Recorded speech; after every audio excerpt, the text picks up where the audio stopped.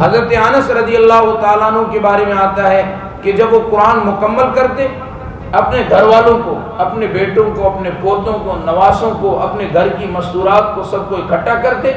اور دعا فرماتے۔ یہ بھی دعا کی مقبولیت کا وقت ہے۔ اور علامہ انور شاہ کشمیری رحمۃ اللہ علیہ، ان نے بھی اس پر لکھا ہے، وہ فرماتے ہیں کہ نبی پاک صلی اللہ علیہ وسلم سے دعا کرنا ثابت ہے، اور نماز کے بعد مستحب کے لیے اتنا کافی ہے کہ نبی سے ایک بار یا دو بار مل جائے اور پھر امت اس کو کرتی ہے اور دوام حاصل کرتی ہے۔ اور اسی طرح معارف السنن کے اندر علامہ یوسف بن نوری رحمۃ اللہ علیہ، جلد نمبر 3، حضرت رحمۃ اللہ علیہ نے اس پر بہت کچھ لکھا ہے۔ حضرت نے مبتدئین کا رد کیا ہے، یعنی جو بدعتی لوگ ہیں ان کا رد کیا ہے کہ بھائی نماز کے بعد یہ جو دعا میں جو غلو کرتے ہیں نا، یہ غلو صحیح نہیں۔ تو جو حضرت کے مزاج کو نہیں سمجھتے، وہ یہ سمجھتے ہیں کہ حضرت نے بھی یہ اجتماعی دعا جو ہے اس کا رد کیا ہے، حالانکہ حضرت رحمۃ اللہ علیہ نے اجتماعی دعا کو مستحب کے درجے میں کہا ہے، اور مبتدئین جو بدعتی لوگ ہیں ان کا رد کیا ہے۔ حضرت رحمۃ اللہ علیہ فرماتے ہیں کہ نماز کے بعد دعا کرنا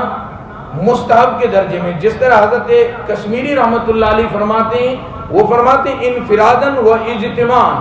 دونوں طریقے سے دعا کرنا مستحب ہے۔ اور حضرت تھانوی رحمۃ اللہ علیہ کے بھانجے اعلیٰ السنن، یہ وہ کتاب ہے جو حضرت تھانوی رحمۃ اللہ علیہ کے کہنے پر انہوں نے لکھی۔ اس کتاب کے اندر ان نے کئی صفحات پر دعا کو مستحب لکھا ہے، اور آخر میں لکھا کہ دعا جو ہے وہ مستحب ہے۔ علامہ جلال الدین سیوطی رحمۃ اللہ علیہ، علامہ نور الدین ہیثمی رحمۃ اللہ علیہ، ان کے حوالوں سے نقل کیا ہے کہ نبی پاک صلی اللہ علیہ وسلم، حضرت ابو ہریرہ کی روایت جس میں یہ ہے کہ نماز کے بعد فوراً ہاتھ اٹھا کے نبی پاک صلی اللہ علیہ وسلم نے دعا مانگی۔ اور اسی طرح حضرت عبداللہ بن زبیر رضی اللہ تعالیٰ عنہ کی روایت، اور اسی طرح عبداللہ بن عمر رضی اللہ تعالیٰ عنہ کی روایت وہ لائے،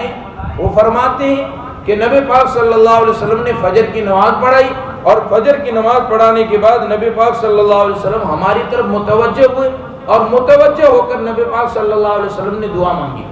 اور جو دعا مانگی وہ دعا کیا تھی کہ اے اللہ ہمارے مدینے میں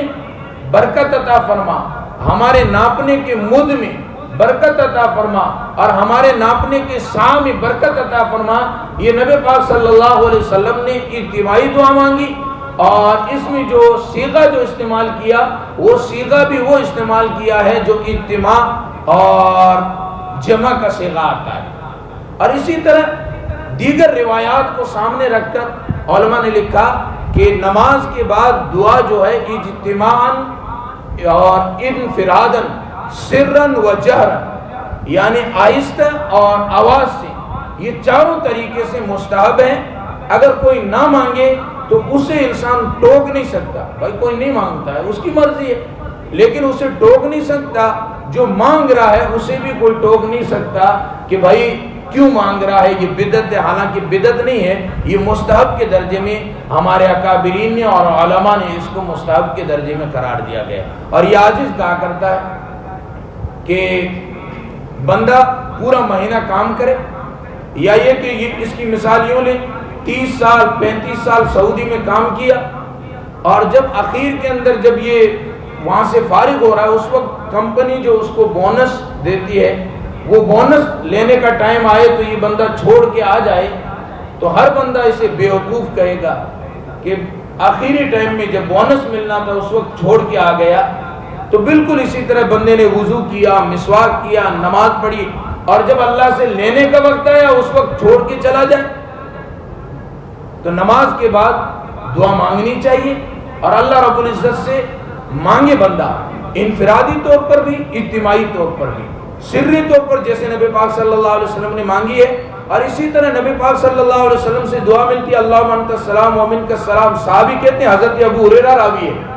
وہ کہتے ہیں کہ نبی نے یہ دعا پڑھی. اب نبی نے جب جہرن زور سے پڑھی ہے تو اس کا مطلب ہے کہ صحابی نے سنی ہے. اور دوسری بات یہ ساری چیزیں اور